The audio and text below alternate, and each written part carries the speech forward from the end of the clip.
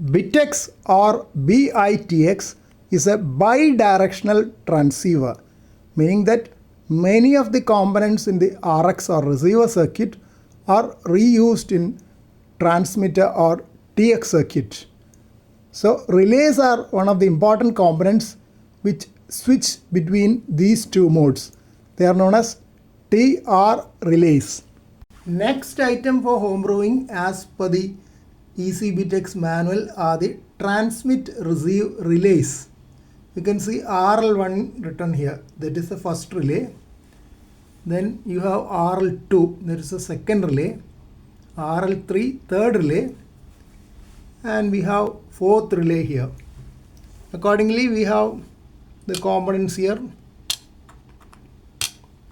From the kit, you have these components. You can see that the spacing is different. Two pins are a little far away, while the other pins are almost equidistant. This is useful in finding out how to keep this, because you can see that this can go only this way. It cannot go this way. So it is not possible to connect it in reverse position. That's a safeguard. So the spacing of the holes are also like that. So I am going to proceed with fixing these relays. So far I had been using the crocodile clip stand to hold the component in position. But now I found that if I use the clip to hold the solder wire, there is an advantage that I can keep the relay fixed on the board so that all the pins will be inserted properly. Here I am removing tiny bits of solder which had broken down. I am checking the position of the relay after soldering just one or two joints. That's because that will hold the relay. I usually solder the diagonally opposite points. This is one step which my ham radio friends on YouTube reminded me, even though I knew it earlier as well, applying flux on all the positions to be soldered. This time I am using a smaller soldering iron with a relatively flat tip. I am preheating and keeping the solder touch the soldering iron so that molten solder will just flow into the soldering hole. I am checking the soldered joints after zooming in the mobile phone so that I can see the joints better.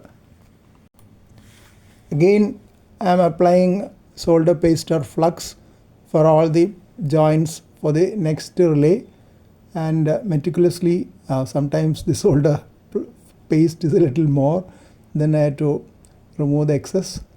And as in the previous case, I am just preheating carefully and touching the solder there so that the molten solder will flow into the soldering hole and make a nice joint.